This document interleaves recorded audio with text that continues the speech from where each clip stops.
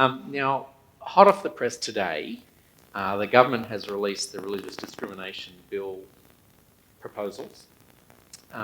Could you help us understand a bit about what the intention of that bill is, the content that you've been able to see so far, your response to it? I might start answering that by putting it in a broader context, if great. I may. So, in some ways, what we're seeing with this tension is, as John was adverting to, society used to be, the Australian society used to be majority Christian, and that was sort of baked into assumptions about how everyone lived and so on. It was never written down in legislation so much as just that was the way everyone believed. In fact, you'd find courts back in the 19th century would say, well, Christianity is the foundation of the common law. You would never find a judge who would say that nowadays. But what's happened over time, and accelerating since the 1960s and the sexual revolution, is that society's values on a lot of moral issues have gone that way, and more traditional social conservatives, mainly religious people, but not only religious people, have tended to stay here. So they're finding themselves more and more out of step with society or some parts of society on some of these issues. Okay, and then some legislation has implemented this view rather than this view. So religious people and social conservatives are finding themselves more and more under pressure, discrimination, and Israel Folau is a classic example of that. There are plenty of people who are smaller, don't have the clout or the public profile of Israel Folau, who have been sacked from their jobs, or John can talk about some of these cases, dismissed from their university positions because they've announced a view which is contrary to the zeitgeist, the current worldview, but is consistent with their Christian view. So there was an attempt to put some of these things in at the time we had same-sex marriage, warning that we needed to accommodate the views of people who still thought that marriage was between a man and a woman.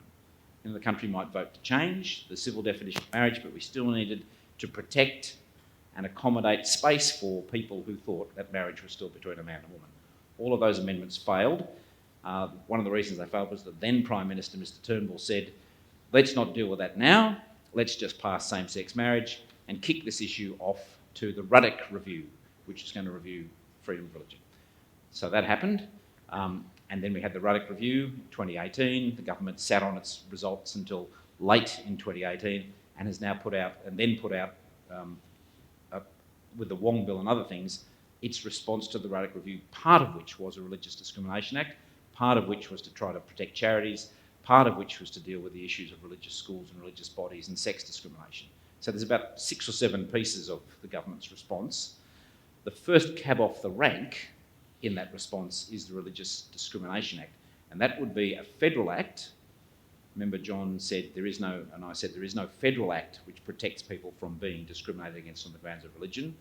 The Religious Discrimination Act would try to plug that gap and create a federal act across the country saying you can't discriminate against people on the grounds of religion. That's what's been announced by the Attorney today. And I'm going to take a breath and just might want to say anything about that.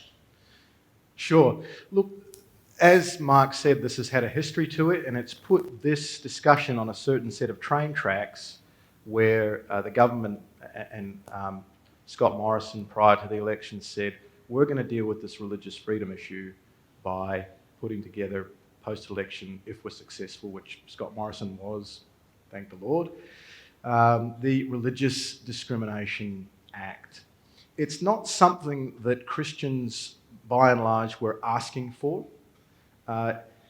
Often having been the target of some of these discrimination acts, Christians aren't particularly that enamoured of these kinds of pieces of legislation. Ideally, we'd like to see some of the swords that are pointed at Christians in the existing legislation being blunted or turned aside, rather than putting in place a shield against those swords in the form of a Religious Discrimination Act.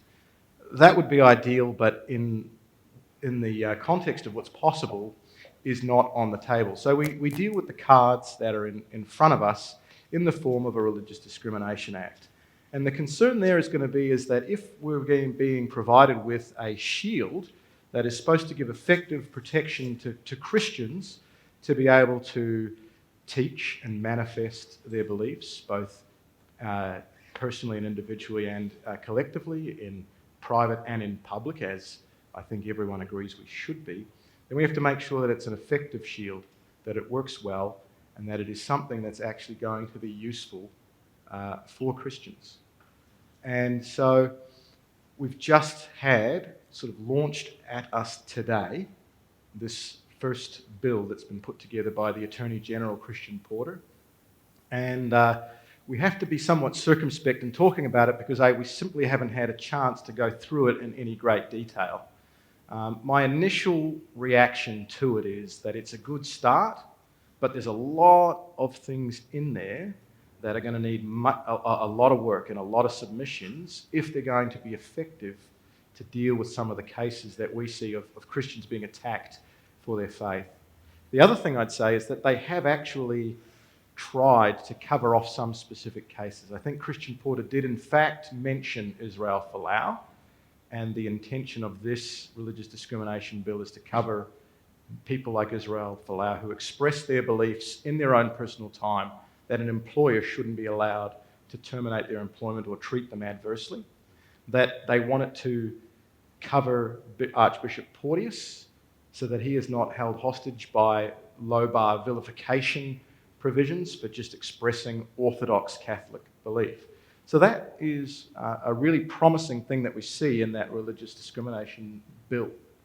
It's going to be important, I think, if we talk about what do I care as an audience, it's important for every Christian to get up to speed, every religious person to get up to speed with what's in the bill and to actively engage with their politicians. It cannot be underestimated. So this bill isn't immediately law. No. Tell us a little bit about the process that's proposed by the government with it. Sure. So this is.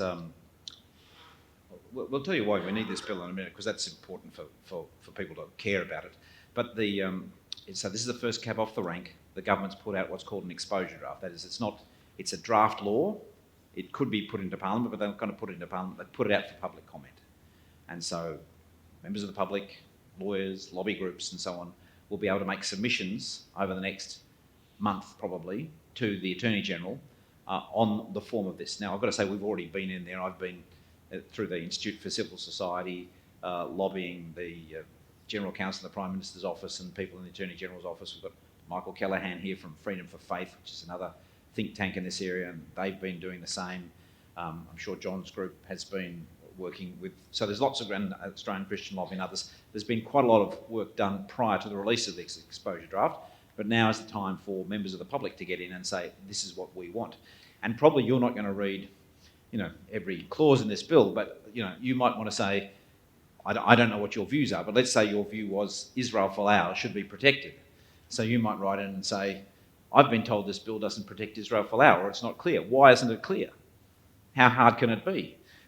If we want to protect Israel Folau, just make that really crystal clear.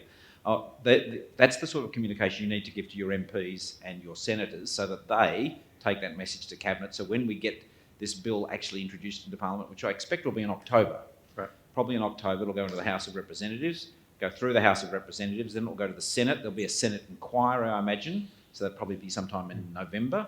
And then hopefully we'll have the bill passed in some form by the end of the year. So that's the timetable, I think. Sure.